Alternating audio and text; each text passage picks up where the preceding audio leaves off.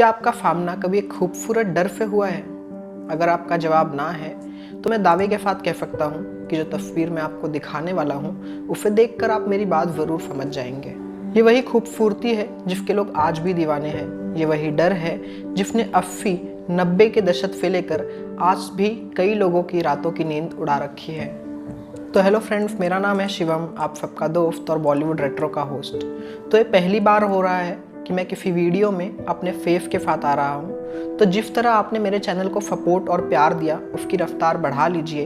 आप अपना सपोर्ट बनाए रखिए, मैं अपनी मेहनत जारी रखूँगा। और वो कहते हैं ना कि राह में अगर कोई साथी मिल जाए तो सफ़र आसान हो जाता है। शुरुआत करता हूँ अपने वीडियो की। आज की चर्चा एक बार फिर जैस्मीन पर होगी।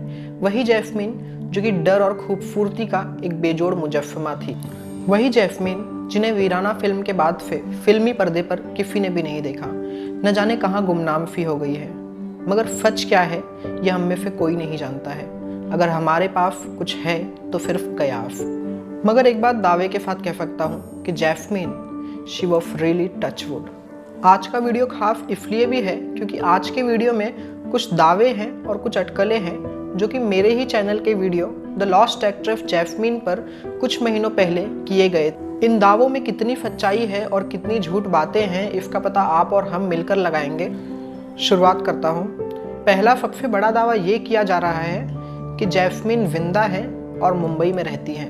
इस बात पर यकीन करना जितना मेरे लिए मुश्किल हो रहा है उतना ही शायद आपके लिए भी हो, क्योंकि मुंबई जिसे फिल्मों का सेंटर माना जाता है वहाँ पर किसी भी एक्टर का होना मीडिया से छुपा नहीं है।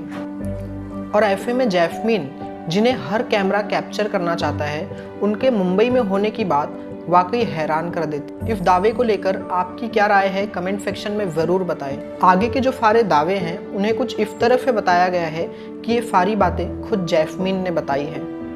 जो दूसरा दावा किया जा रहा है वो ये है कि जैस्मीन कहती हैं कि वो कभी वीराना फिल्म में काम ही नहीं करना चाहती थी।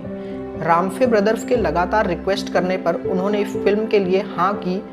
और दूसरा कारण ये बताया जा रहा है कि उन्हें सुमन कल्याणपुर का गाया हुआ गाना साथी बहुत ज़्यादा पसंद आया था, इसीलिए उन्होंने इस फिल्म को करने के लिए हाँ की। इस बात पर यकीन करना और भी मुश्किल होता है क्योंकि हॉरर फिल्मों की अगर हम बात करें तो रामफे ब्रदर्स का नाम आज भी ऊपर आता है।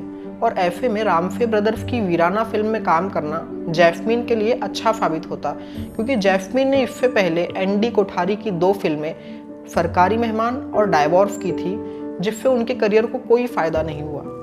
जो दूसरी बात कही जा रही है वो ये कि वीराना फिल्म के क्लाइमैक्स में एक बहुत बड़ा बदलाव किया गया है। जो वीराना फिल्म की पहले की कहानी थी उसके मुताबिक कमल रॉय यानी कि जिन्होंने नकीता का किरदार अदा किया था उनके द्वारा फिल्म के सारे कास्ट को मार दिया जाता है, यानी कि अच्छाई पर बुराई की जीत दिखानी थी। और ऐसा इसलिए दिखाना था क्योंकि रामफे ब्रदर्स इस फिल्म का दूसरा पार्ट लेकर आने वाले थे। मगर फिल्म को बनाते वक्त जितने इश्यूज क्रिएट हुए थे उन सबको देखते हुए रामफे ब्रदर्स को नहीं लग रहा था कि फिल्म के लीड कास्ट इस फिल्म में दोबारा काम करने के लिए तैयार होंगे, इसीलिए उन्होंने फिल्म में ये बड़ा बदलाव किया था। तो इस बात पर तो यकीन किया जा सकता है क्योंकि काफ़ी ऐसी फिल्में होती हैं जो शुरुआत में कुछ और अंत में हमारे पास कुछ और बनकर आती है। चौथा दावा ये किया जा रहा है कि वीराना फिल्म के शूटिंग के दौरान रामफे ब्रदर्स का रवैया जैस्मीन के प्रति बिल्कुल भी अच्छा नहीं था।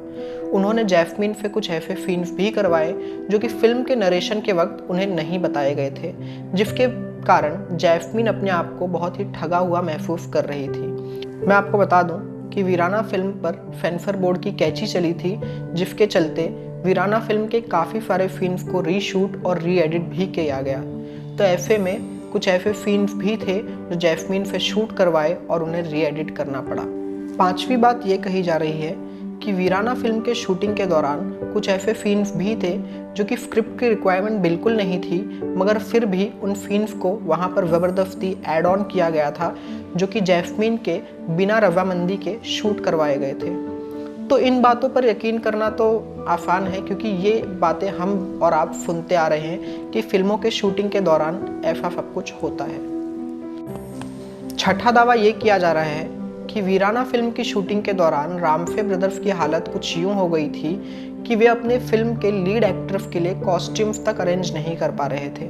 जैस्मीन बताती है कि उन्होंने फिल्म की ज़्यादातर शूटिंग अपने खुद के कॉस्ट्यूम्स पहनकर पूरी की है और खुद के डायलॉग्स भी उन्होंने लिखे हैं। सातवीं बात ये कही जा रही है कि वीराना फिल्म के क्लाइमेक्स पार्ट में जैस्मीन को कास्ट नहीं किया जाना था, क्योंकि जैस्मीन ने फिल्म के कुछ रॉन्ची सीन्स करने से इनकार कर दिया था।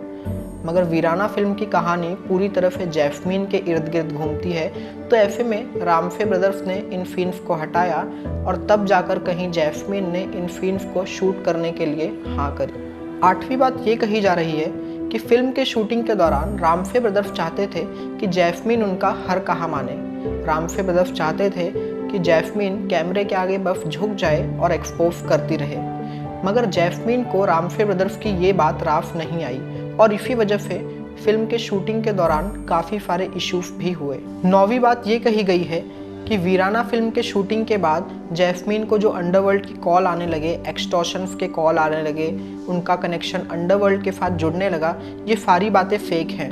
ये सारी बातें इंडस्ट्री में रामफे ब्रदर्स द्वारा फैलाई गई थी ताकि जैस्मीन को कोई भी फिल्मों के ऑफर ना मिले और सारे प्रोड्यूसर और डायरेक्टर जैस्मीन से दूरी बना ले, क्योंकि इस बात पर यकीन करना मुश्किल होता है कि वीराना, जो कि आज कल्ट और क्लासिक के दर्जे में आती है, उस फिल्म के बाद जैस्मीन को कोई भी फिल्मों के ऑफर ना मिले।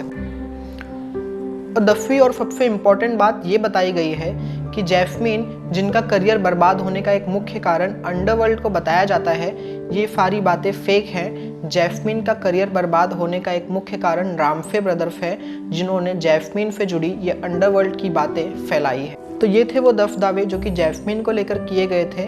आपको इन दावों में कितना सच और कितना झूठ लगता है, ये आप कमेंट सेक्शन में बता सकते हैं। इसके अलावा अगर आपकी किसी वीडियो को लेकर स्पेशल डिमांड है तो भी आप कमेंट सेक्शन में बता सकते हैं।